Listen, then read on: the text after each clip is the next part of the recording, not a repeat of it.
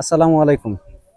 কৃষক ভাই, আশা করছি সবাই ভালো আছেন এবং সুস্থ আছেন। এই মুহূর্তে আমরা বর্তমানে রয়েছি পাবনা জেলার সাঁথিয়া উপজেলায়। বাংলাদেশের বিভিন্ন অঞ্চলে এখন বন্যা হচ্ছে।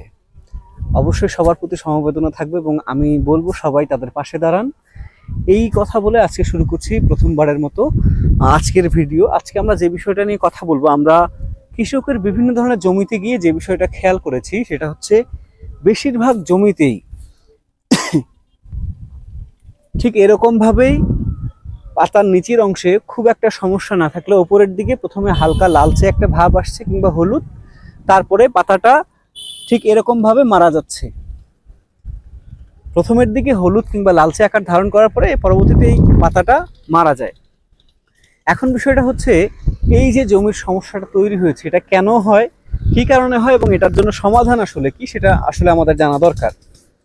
প্রথমত হচ্ছে এই জমিটাতে যে সমস্যাটা হচ্ছে সেটা হচ্ছে আপনার বীজের কারণে হতে পারে।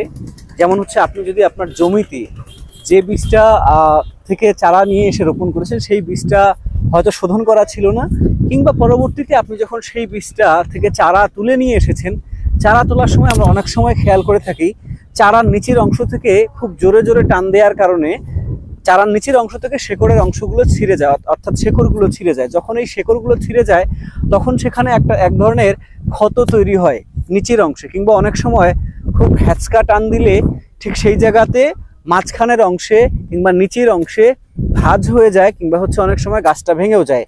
ঠিক সেই ধরনের গাছগুলোতে যে আক্রান্ত জায়গা থাকে সেই জায়গাটাতে সেই গাছগুলো যদি আপনি রোপণ করেন, সেখান থেকে ওই আক্রান্ত জায়গাগুলোর মধ্য দিয়ে ব্যাকটেরিয়ার একটা প্রবেশ সেখানে করে থাকে। এবং যে বিষয়টা বলছিলাম, ব্যাকটেরিয়া যখন এইভাবে আপনার সেই গাছগুলোতে কিংবা হচ্ছে সেই চারাগুলোতে প্রবেশ করে, পরবর্তীতে আপনি গাছ লাগানোর পরে 10 থেকে 15 দিন যখন হয়ে যাবে, তখন তারা যখন সঠিকভাবে খাবারটা গ্রহণ করতে পারবে না ব্যাকটেরিয়ার আক্রমণের কারণে, ঠিক তখনই কিন্তু আপনার পাতাগুলো এরকম প্রথমে হলুদ কিংবা কালচে রঙের একটা আকার ধারণ করে পরবর্তীতে পাতাটা একদম শুকিয়ে যাবে। সেই ক্ষেত্রে আপনার এখান থেকে পরিত্রাণের কিছু তো অবশ্যই নিশ্চয়ই দেখতে হবে। এখান থেকে যদি আপনি পরিত্রাণ পেতে চান, তাহলে সেই ক্ষেত্রে আপনি আপনার জমিতে 33 শতকের যে বিঘাগুলো হয়, ঠিক 33 শতকে আমরা 1 বিঘা ধরে থাকি, সেই অনুযায়ী বিঘা প্রতি 5 থেকে 7 কেজি পর্যন্ত আপনি এমওপি অর্থাৎ হচ্ছে লাল সার যেটা আমরা বলে থাকি, কিংবা পটাশ সার যেটাকে বলে থাকি, সেই পটাশ সার বিঘা প্রতি 5 থেকে 7 কেজি, এবং সাথে অবশ্যই এসিআই ক্রপ কেয়ারের সালফার 80% যেটা রয়েছে আমাদের সালফক্স, এটা আপনি ব্যবহার করতে পারেন। 1 কেজি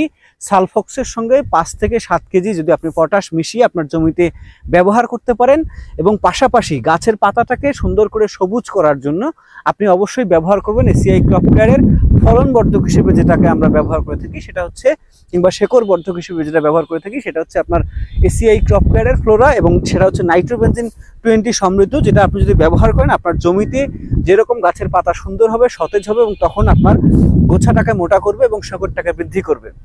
তো পরবর্তী ভিডিও পর্যন্ত ভালো থাকবেন। আসসালামু আলাইকুম।